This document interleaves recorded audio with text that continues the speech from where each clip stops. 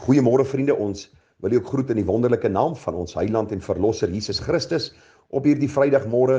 Ons eer die Here dat hy ons deur nog 'n besige week gedra het en dat ons kan terugkyk oor hierdie week en kan sê geloof sy die naam van die Here. Dag na dag het hy ons gedra. Ons eer die Here dat hy ons seën met die keer van sy seëninge en ten spyte van die uitdagings beleef ons so baie van sy goedheid en guns. Mag die Here vir u baie ryklik seën ook in hierdie dag. Nou, ons is tans besig met 'n kort reeksie wat handel oor die wil van die Here vir my lewe en in my besluitneming.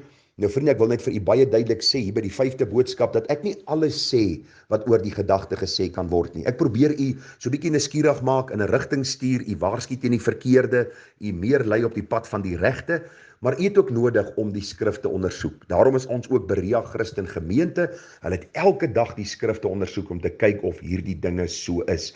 Daarom wil ek u aanmoedig dat hierdie maar net die vertrekpunt sal wees wanneer dit kom by u besluitnemingsproses vir belangrike besluite wat u ook in u lewe dan sal maak. Want u sien, die Here wil ook vir ons deur sy Gees wysheid gee om regte besluite te maak sodat ons hom kan verheerlik en hom welbehaaglik kan wees. Daarom sê Efesiërs 5 vers 17, daarom moet julle nie onverstandig wees nie, maar verstaan wat die wil van die Here is. U sien, ons bly onverstandig wanneer ons die woord van die Here nie bestudeer nie, maar deur die bestudering van die woord begin ons al hoe meer verstaan wat die wil van die Here is. Nou, ons het al reeds gekyk na die verkeerde of gewaagde maniere wat mense gebruik as dit kom by die wil van die Here vir hulle lewe en besluite, en ons het gister begin deur te kyk na goeie Bybelse beginsels wat ons kan toepas wanneer dit kom by ons lewe en besluitneming. Ek het vir u gister gesê, ons moet gered wees en heilig lewe. So baie belangrik dat ons sal verstaan dat as ons nie gered is nie, dan sal God se wil nie vir ons belangrik wees nie. Baie mense dink hulle is gered, maar hulle maak besluite net soos hulle wil, wanneer hulle wil en op 'n manier soos hulle wil en later wil hulle die Here blameer. Ek wil vanmôre vir jou sê, maak seker jy is gered, maak seker jy is weergebore en jy leef heilig. 'n Heilige lewe is 'n bewys van 'n weergebore lewe. As jy nie heilig wil lewe nie, as jy nie 'n begeerte het na heiligheid nie, moet jy seker maak jy's gered. Vir hulle wat gered is, sê die Here, en vir hulle wat heilig lewe, sê hy baie duidelik dat hy ook my lewe sal vorm volgens Romeine 12 vers 1 en 2, om dan ook verander te word deur die vernuwing van my gemoed, sodat ek kan beproef wat die goeie en welgevallige en volmaakte wil van God is. Die tweede gedagte gister was bid vir wysheid. Ons het na Jakobus 1 vers 5 gekyk en ook na 'n paar praktiese wenke wanneer ek bid vir wysheid, en u kan self na die boodskapie gaan luister. Vanmôre kom ons by die derde gedagte, en dit is bestudeer die Bybel vir direkte of indirekte opdragte. Vriende, dit is baie belangrik dat ons hierdie saak sal raak sien. Daar is baie keer direkte opdragte in die Bybel en ons sien dit. Kom ons vat weer die huwelik as voorbeeld. Die Here sê ons mag nie 'n ongelyke juk trek nie. En onmiddellik besef en verstaan ek kan nie hierdie vrou trou as ek 'n man is, of hierdie man trou as ek 'n vrou is, as hulle in 'n ongelyke juk trek nie, as hulle die Here nie ken nie. Soos onmiddellik, ek verstaan dit, ek sien dit, en ek vra die Here vir wysheid om weg te beweeg van die verhouding. Partykeer is daar indirekte opdragte wat die Here gee, wat ons ook wysheid sal gee in ons besluitnemingsproses. Jy sien, die hele skrif is deur God ingegee en is juis vir ons gegee, sodat ons met wysheid kan optree. Nou kom ons kyk na 'n paar wenke in jou bestudering van God se woord. Die eerste vraag wat jy vir jouself moet afvra wanneer dit kom by 'n belangrike besluit is, sal dit my geestelike lewe bevorder of sal dit my geestelike lewe skade doen? 1 Korintiërs 6 vers 12 sê, alles is my geoorloof, maar nie alles is nuttig nie. Alles is my geoorloof, maar ek sal my nie deur iets laat oorheers nie. Jy sien, dit is baie belangrik dat ons sal verstaan, wanneer ons die skrif bestudeer, dat ons die vraag vir onsself sal afvra, gaan hierdie besluit wat ek wil maak, my geestelike lewe bevorder of my geestelike lewe skade doen? Dink maar aan wanneer jy 'n betrekking aanvaar. Hulle sê vir jou, hoorie, as jy hierdie betrekking aanvaar, is daar pragtige en wonderlike voordele, maar onthou, jy gaan 7 dae 'n week moet werk, daar gaan sekere tye wees wat jy van die huis af gaan weg wees, daar is sekere dinge wat jou lewe redelik gaan kompliseer. Maak seker voor jy daai betrekking aanvaar, dat dit die wil van die Here vir jou is. Want u sien, wanneer ons nie tyd spandeer aan die Here, aan sy woord, om in sy huis te wees, aan my familie, my geliefdes nie, dan gaan ek miskien 'n baie goeie werk kry, maar ek gaan my geliefdes verloor in die proses en my geestelike lewe baie skade doen. Vra jouself die vraag af, gaan dit my in sonde laat val en gaan dit my geestelike lewe kompliseer? 'n Tweede gedagte, sal dit geestelik opbouend wees en ander na die Here toe lei. Ons lees daar in 1 Korintiërs 10 vers 24, 31 tot 33, wat sê laat niemand sy eie voordeel soek nie, maar elkeen die voordeel van 'n ander. Of julle dan eet of drink of enigiets doen, doen alles tot verheerliking van God. Wees geen oorsaak vir struikeling vir Jode of vir Grieke of vir die gemeente van God nie.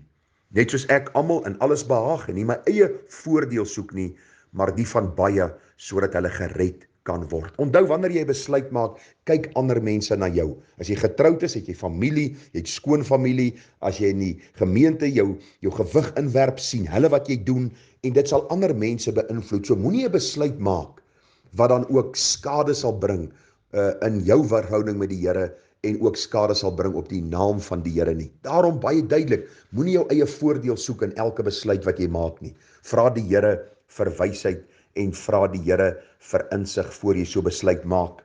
Ons vat net weer die besluit van 'n betrekking wat ek wil aanvaar. As ek in 'n gemeente is, beteken dit dat ek nie meer saam met my vrou en my kinders in die huis van die Here kan wees nie. As ek miskien oor see moet gaan werk en vir 3 of 6 maande van die huis af weg is, kan dit lei tot geestelike verval en die tug van die Here. So vra die Here altyd, sal dit geestelik opbouend wees en ander na u toe lei. En wie is die eerste mense wat jy na die Here toe moet lei? Is jou eie vrou, jou eie kinders, jou eie geliefdes, die mense die naaste aan jou, en dan kring dit verder uit. 'n Volgende gedagte onder hierdie baie belangrike punt van bestudering van die Bybel vir direkte en indirekte opdragte is, sal dit my gewete onderdruk. Romeine 14 vers 22 en 23 sê, het jy geloof? Behou dit vir jouself voor die aangesig van God. Gelukkig is hy wat homself nie oordeel in wat hy vir geoorloof ag nie. Maar hy wat twyfel as hy eet, is veroordeel omdat dit nie uit die geloof is nie, en alles wat nie uit die geloof is nie, is sonde. Wanneer ek my gewete onderdruk in die maak van 'n besluit, moet ek weet dat hier groot rooi ligte vir my opgaan.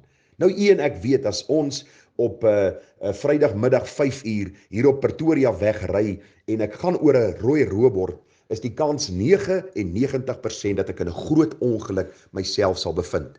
Presies dieselfde. Wanneer ek my gewete onderdruk, wanneer dit kom by 'n besluit, dit sal negatief in my lewe inwerk. Daar sal hartseer gevolge wees. Daarom wil ek u waarsku in hierdie môre, dat u nie u gewete sal onderdruk nie. Wanneer daar 'n besigheidsgeleentheid oor u pad kom, maak seker dat die mense met wie jy besigheid doen, eerbaar is. Wanneer dit kom by, soos die spreekwoord sê, too good to be true, weet verseker dat dit 'n waarskuwing van die Here is, dat jy nou nie hierdie besluit moet maak nie. En as jy jou gewete gaan onderdruk en nog steeds deurgaan met hierdie besluit, weet dat die gevolge ook vir jou verrykend gaan wees. Nog 'n baie belangrike gedagte, en weer eens ek sê vir u, ek sê nie alles oor die gedagte wat 'n mens kan sê nie, maar ek probeer u in 'n goeie rigting stuur wanneer u kom by groot besluite. Die volgende gedagte, sal dit verander tot struikeling wees. 1 Korintiërs 8 vers 9 sê, maar pas op, dat hierdie vryheid van julle nie miskien 'n struikelblok word vir die wat swak is nie. Jy sien, dit is belangrik wanneer ek 'n besluit maak, dat ek nie anders sal laat struikel deur my besluitnemingsproses nie. Dit is so dat kinders van die Here vandag dikwels in skuld gedompel is en dat hulle finansiëel in 'n krisis sit, en as mense terugvoer, dan is dit omdat hulle besluite gemaak het wat oorhaastig was, en dan kyk ander mense na hulle, baie keer wêreldlinge, en hulle sê by hulle self, maar hierdie is kinders van God, en kyk hoe is hulle in skuld gedompel, en die skuldeisers staan elke dag voor hulle deur, en die baljuw was al hoeveel keer by hulle gewees, en dan sien ons hoeveel skade dit bring op die naam van die Here en ook tot ons persoonlike getuienis. Daarom wees versigtig voor jy besluit maak, dat ander mense nie sal struikel deur jou besluit, wat later jou baie hartseer gaan berokken nie. Nog 'n gedagte is, sal ek sonde rasionaliseer, of wat ek doen as 'n dekmantel gebruik om sonde te verbloem. Dis nog 'n ding waarna ons moet kyk. Jy sien 1 Petrus 2 vers 15 sê, want so is dit die wil van God, dat julle deur goed te doen, die onkunde van die dwaase mense tot swye sal bring. As vry mense, nie asof julle die vryheid het as 'n dekmantel vir die boosheid nie, maar as diensknegte van God. Jy kan nie in 'n besigheid betrokke raak wat God nie welbehaaglik is nie. Vat 'n voorbeeld, 'n kind van God is nie veronderstel om 'n borrelstoer te bedryf nie. Waarom nie? Want dit sal op die einde van die dag baie ander mense tot struikeling bring. En wanneer ek in hierdie besigheid suksesvol is, sal ek begin om sonde te rasionaliseer en oneer op God se naam te bring. U kan nou baie ander voorbeelde gebruik om hierdie saak in u hart uit te maak, maar wees versigtig dat jy nie sonde sal rasionaliseer of wat ek doen as 'n dekmantel gebruik om sonde te verbloem nie. Nog 'n gedagte is, sal ek soos Christus optree?